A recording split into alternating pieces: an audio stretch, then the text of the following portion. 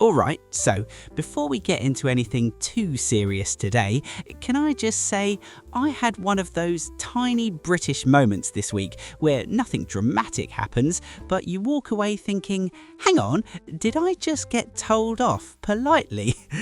It was one of those situations where someone says something that sounds completely harmless, and yet you're standing there like, right, I've somehow lost this conversation and I'm not even sure how. Oh, I know that feeling. It's like you're smiling, they're smiling, everyone's being perfectly civil, and then later you're on the bus like, wait, was that an insult? Go on, what happened? So I was chatting to someone, totally normal, and I made a suggestion, nothing wild, and they just looked at me and went, oh, that's interesting. Not that's a good idea, not tell me more, just that's interesting. And I swear the room temperature dropped by about 3 degrees. No, because that's interesting is never just interesting, is it? It's like the polite version of absolutely not. It's basically a verbal pat on the head. Exactly, but see, that's the bit that gets me. Because on paper, if you're learning English, interesting is a nice word. It's meant to be positive. But in real life, in Britain, it can mean I disagree, or I'm worried about you, or sometimes even please stop talking. And the annoying thing is, nobody teaches you that part. You learn the dictionary meaning, then you come here and suddenly you're trying to decode facial expressions like it's a spy film. So, what did you do? Did you pretend you didn't notice? I did that very British thing where you nod like you've been complimented. I was like, yes, interesting, thank you. And inside I was thinking, I've made a terrible mistake. That is painfully relatable, and this is exactly why I'm excited about today's topic, because British English has loads of these expressions that sound cute or harmless, but they've got teeth. Like, there's one phrase I heard ages ago, and I still remember thinking, surely that can't be real. Go on, what was it? Taking the mickey. The first time I heard it, I honestly thought it was like a children's TV show. Like, hello kids, today we're taking the mickey. I had absolutely no picture in my head. I just knew everyone around me was laughing, and I was stood there like a confused extra. That's such a good description. Because, yeah, taking the mickey sounds almost friendly, like you're borrowing someone's teddy bear for a minute. But then you realise it's not that innocent, is it? It's basically, I'm having a laugh at your expense. Right, so that's the question then. When someone says it, are they being warm? Like, oh, we're mates? Or are they being a bit sharp? Because those are very different vibes, and my nervous system would like to know in advance. Yeah, that's fair. And honestly, that's the weird magic trick of it. Sometimes it's affectionate, like you said, it's people bonding, but sometimes it's like a little warning bell, as if they're saying, I'm joking, but I'm also not joking. Which is such a British thing to do. It's like they want to tell you something, but they also want to stay polite, and they definitely don't want a big emotional scene. They'll wrap the message in a joke, and then if you react badly, they can always retreat and go, oh, I was only messing about.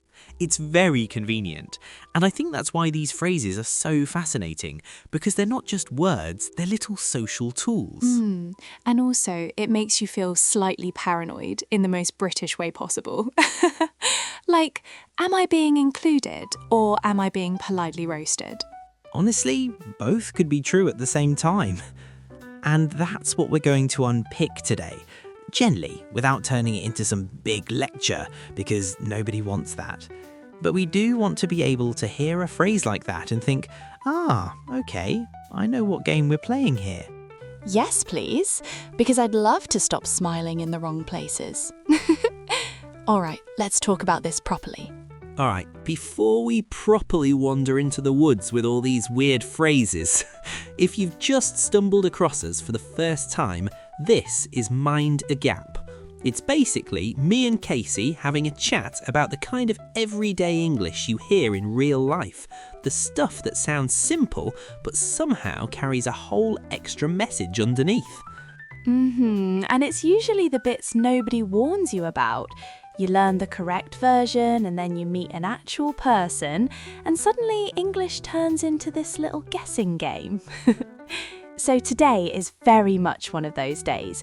It's that type of phrase where technically you know the words, but you still end up thinking, hang on, what was the tone there? Yeah, because it's not even about big fancy vocabulary most of the time. It's more like the sentence is doing two jobs at once. And in the UK, people are quite good at saying something with a straight face while the real meaning is quietly hiding in the tone, which, I'll be honest, is both impressive and mildly terrifying. It's the quietly hiding part that gets me. Because you think you're having a normal conversation, and then afterwards you're replaying it like, wait, did I just get included, or did I just get gently bullied? And taking the mickey feels like the perfect example, because it can sound like bonding, but it can also sound like, we're laughing, but it's definitely at you. That's it. So we'll keep it relaxed, we'll probably go off on a couple of little tangents as we always do, but we'll come back to that question, because once you get the feel of it, you start hearing these phrases differently, and then the whole what did they mean panic calms down a bit. Please, I'd love that. All right then, back to it. When someone says they're taking the mickey, what are they really doing? And how do you tell whether it's friendly or a tiny warning shot? Alright, so let's stay with that last question because it's a good one. When someone says they're taking the mickey, what are they actually doing? And the annoying answer is, it depends. Not in a vague, useless way, but in a very human way, because it depends on who you are to them and what the room feels like. See, that's exactly what makes people nervous. Because it depends is fine if you grew up with it, but if you're learning, you're like, great, so I'm just going to guess and hope for the best. Yeah, and I get that. So let me paint a couple of scenes because it's much easier to feel it than define it. Picture this, tea kitchen at work. It's Monday morning. Someone's half awake, holding a mug like it's life support. You walk in, you say something innocent like, I've started going to the gym. And a colleague goes, oh, have you, yeah? Taking the mickey, are we? Oh no. Because in that moment, you're like, wait, what did I do? Am I being mocked for self-improvement? But notice the temperature there. In that scene, it's usually playful. It's like a little nudge. They're saying, all right, calm down, you're not suddenly a fitness influencer. And if you grin back, maybe toss a line like, give it a week, I'll quit, everyone relaxes and it turns into bonding. So in that version, it's almost like, welcome to the group, we can tease you now, which is kind of sweet in a strange way. Yeah, it's oddly warm. Now, second scene. Same phrase, different vibe. You're at the pub with friends and one of them tells a story and it's clearly exaggerated. Like, oh yeah, the bartender gave me a free drink because I'm charming. And someone goes, oh, stop taking the mickey. That one is basically, come off it, we don't buy it. That feels safer somehow, because it's about the story, not the person. It's like, you're being dramatic, not you're embarrassing. That's a good way to put it. But then there's a third version, and this is where people get caught out. Because sometimes taking the mickey turns up when the relationship isn't secure yet. Like you've met someone twice, you're still doing the polite smiles, and they throw it in. That's when you feel the edge. Yes, this is the part that stresses me out. Because if it's your close mate, fine, tease me. But if it's someone I barely know, I don't know if I meant to laugh, defend myself, or just evaporate. I'd say that instinct is spot on. Because when it's too early, it can feel like they're testing how much they can get away with. Not always in a nasty way. Sometimes they're just socially clumsy. But you're right, the same phrase can either be a hug or a poke. So how do you respond without making it weird? Because I feel like if I respond too seriously, I look humorless. But if I laugh too hard, I'm basically giving them permission to keep going. Yeah, and this is where British people do that soft middle response. You sort of smile, you acknowledge it, but you don't fully roll over. So you might say something light like, all right, or behave, and then you shift the topic. It's not a rule, it's just a way of keeping your dignity without starting a scene. That makes sense. It's like you're saying, I heard you, but also, don't get too comfortable. I wish someone had told me that earlier, honestly. Same, because when you're learning, you think English is about getting the sentence correct. But with something like taking the mickey, the sentence is almost the easy part. The hard part is the relationship. Are we close enough for this to be affectionate, or is it a little jab? And that's why it feels like a two temperatures phrase. Same words, totally different feeling in your chest. Okay, so if I can take one thing from this, it's that I should listen to the vibe first and the dictionary second. That's a lovely way to put it. And we're not saying you have to overthink every joke or start analysing everyone like a therapist. But if you notice that tiny shift, the little edge, you can choose how much you want to play along. Show a smile, keep your footing, and you'll be fine. I like keep your footing. Because honestly, half the panic is just not knowing what you're meant to do with your face. Alright, so we've got the feel of it. Now I'm curious about the bigger thing. Why do British people do this so much? That question is the doorway, isn't it? Why do British people do this so much? And I think the simplest answer is we're not always chasing clarity. We're chasing calm. Not calm like meditation, more like, can we all get through this conversation without anyone feeling awkward? So it's like emotional crowd control. You're not trying to be honest, you're trying to keep the room stable. Yeah, that's a good way to put it, because if you say something too directly, you risk a scene, and a scene is basically everyone's worst nightmare. So instead, the language becomes softer. It's like putting bubble wrap around the message. Bubble wrap is perfect, because the message is still there, but it arrives gently. Although sometimes it arrives gently and still hurts. And that's where those phrases come in, the ones that sound polite on the surface, like, you might want to. That sounds like a suggestion, but in plenty of situations, it's really, you should probably do this before it becomes a problem. I've heard that at work so many times. You might want to check your email, and you're like, oh, okay. And then you check your email and your soul leaves your body. Nobody says you've messed up. They say you might want to, and it gives you a little exit. Because you can respond without losing face. You can go, oh thanks, good shout, and quietly fix it. So it's not about information, it's about letting people say face, which is actually quite considerate when you put it like that. It can be, yeah. And the other one we mentioned earlier, that's interesting, is a classic. Because it's almost never a neutral comment. It's often a way of disagreeing without saying, I disagree. You're keeping the peace, but you're also signalling we're not going down that road. This is where I started feeling like British English is camouflage, because the words are polite, but the meaning is doing something else. It's like the sentence is wearing a nice coat, but underneath it's carrying a knife. That's dramatic, but not entirely wrong. Although I'd say it's usually not a knife, more like a tiny pin. It's a gentle poke to steer the conversation away from danger without making you feel attacked. Okay, pin I can handle. But I've definitely had moments where someone was being so polite and I could still feel the coldness. Like, oh, lovely, but the tone is basically a closed door.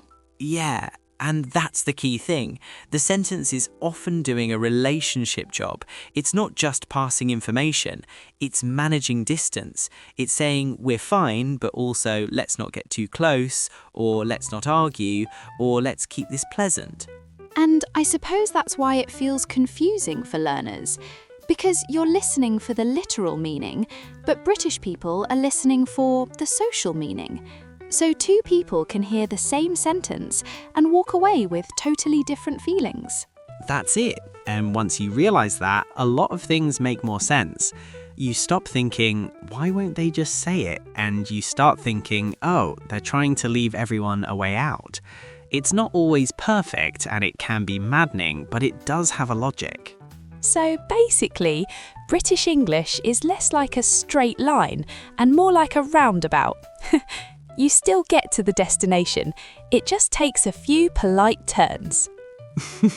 That is painfully accurate. And if you can hear that roundabout happening, you don't panic as much. You can think, all right, the words are soft, but the message is steering. And then you can choose how to respond without losing your footing. Okay, I'm starting to see the pattern now. So taking the mickey is one kind of tool, and you might want to is another kind, but they're both doing that same job, keeping things socially survivable, which is a slightly bleak way to put it, but also kind of comforting. Yeah, I'd agree with that.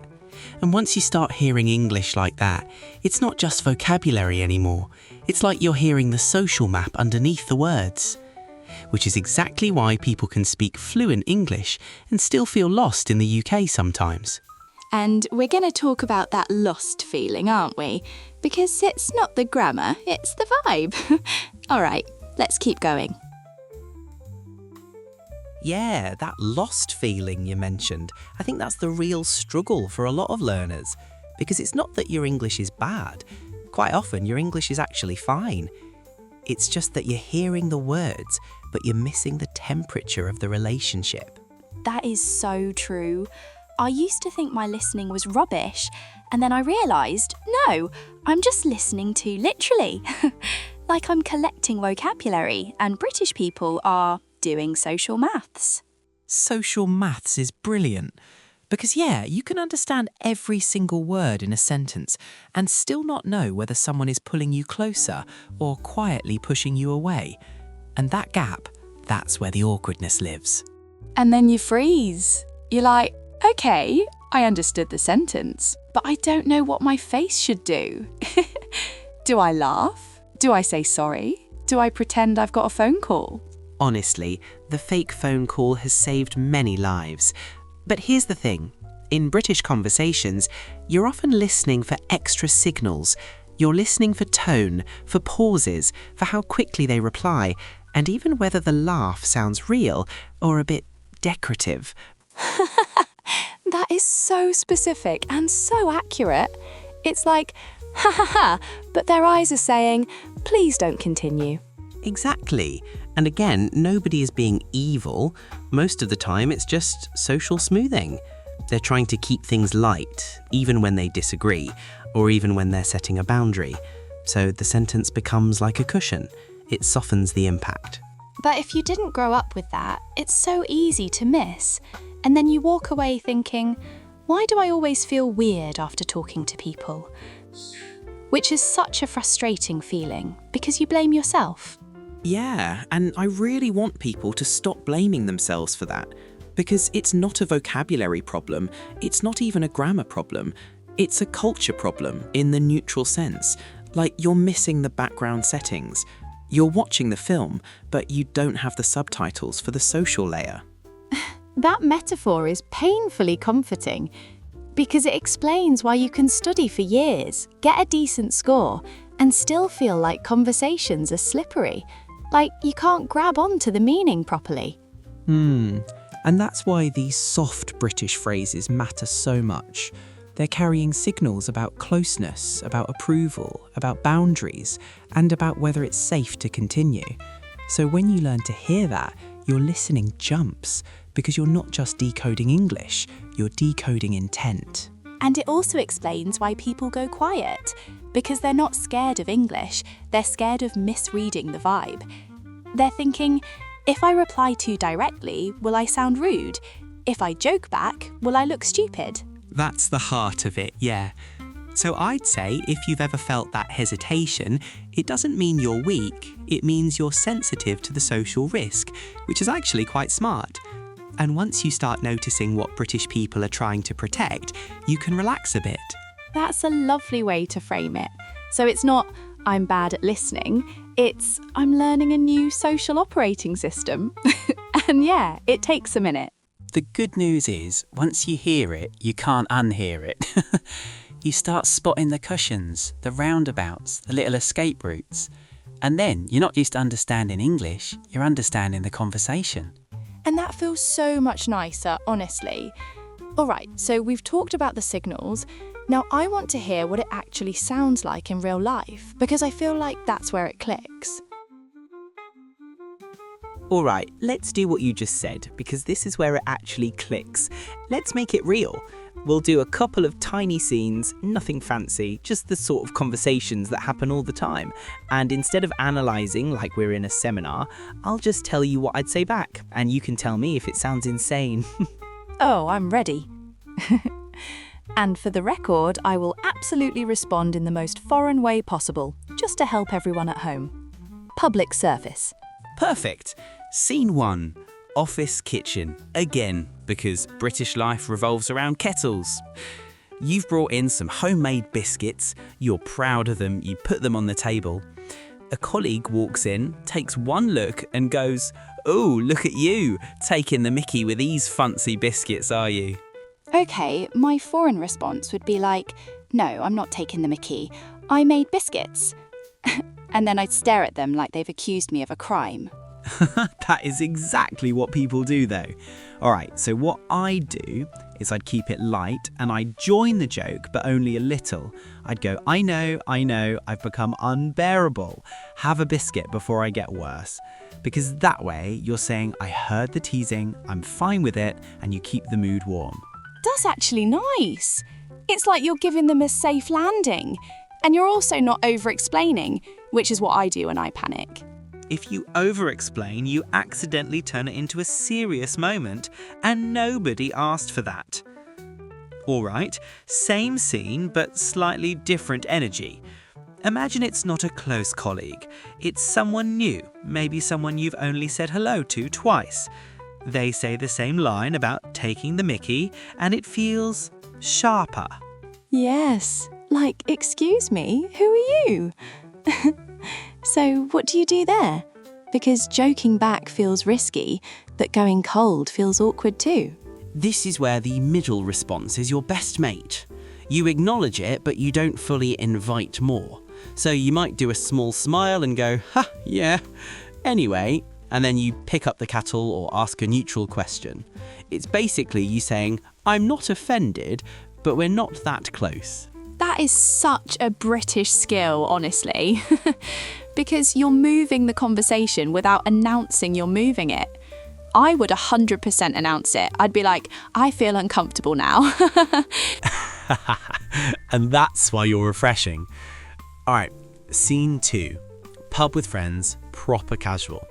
Someone turns up late, dramatically like they're arriving on a red carpet. They stroll in and go, sorry, everyone was asking for me." Oh, I already hate them. Okay, what do we say? This is where taking the mickey can be really affectionate. Someone might go, stop taking the mickey, sit down. You want a pint or what? And it's basically saying, we see your drama, we're not buying it, but we like you. Come join. So it's like a soft slap, but with love. And the invitation is still there, which is the important part. Because if there's no invitation, then it's just mean. That's the point. The follow-up matters. If the tease comes with warmth, like they offer you a seat, they include you, they keep talking, then it's friendly. If it comes with distance, like they say it and then go quiet, or they don't make space for you, then you feel that chill. Same words, different social weather. Social weather, yes. And it explains why learners get tired, because you're not just listening, you're forecasting. You're like, is this sunny banter or is this a storm? Exactly. And the good news is you don't need to be perfect. You just need a couple of safe moves, a small laugh, a light reply, and if you're unsure, a gentle topic shift. It's like dancing. You don't need the whole routine, you just need to stay on the beat. I love that. Okay, I feel like I could survive a British tea kitchen now. So we've got the feel, we've got the moves. What I want next is, how do you practice this without feeling weird? All right, I think that's a good place to leave it for today. Not because we've solved British English, obviously, but because if you take anything away, it's this little everyday reminder. Next time someone says something very polite, don't relax too quickly. Because in the UK, a lot of the message sits underneath the words, quietly. Yes, thank you. I feel like you've just given me permission to be suspicious in a healthy way. Honestly, I'm going to start side-eyeing every "that's interesting" I hear from now on. That's fair, but do it gently. And if you're listening along and thinking, oh, I've had that exact moment, you're not alone. It's a very normal thing to feel, especially if you learned English through textbooks first. Real conversations have tone and rhythm, and those tiny pauses that carry more meaning than the vocabulary. And I think that's the comfort in it, actually. It's not that you're bad at English, it's that you're learning the hidden layer. So if you felt awkward before, it doesn't mean you failed. It just means you noticed something. Exactly. You notice the social weather, as we called it. And once you start noticing it, you can choose how to respond instead of freezing. Sometimes it's a little laugh and you move on. Sometimes it's a soft, all right, behave, and you steer it away. Either way, you're not powerless. You're just reading the room. All right, if you enjoyed this one, do us a favour. Give the episode a like, subscribe to the channel, and share it with someone who's ever been emotionally attacked by the word interesting. And if you've got your own story, like a moment where you thought, wait, was that a joke or a dig? Keep it in mind, because we might pick up more of these next time. Yeah, we'll keep digging into these little phrases and the stories behind them, because they're everywhere once you start hearing them. All right then, thanks for spending time with us, and we'll see you next week.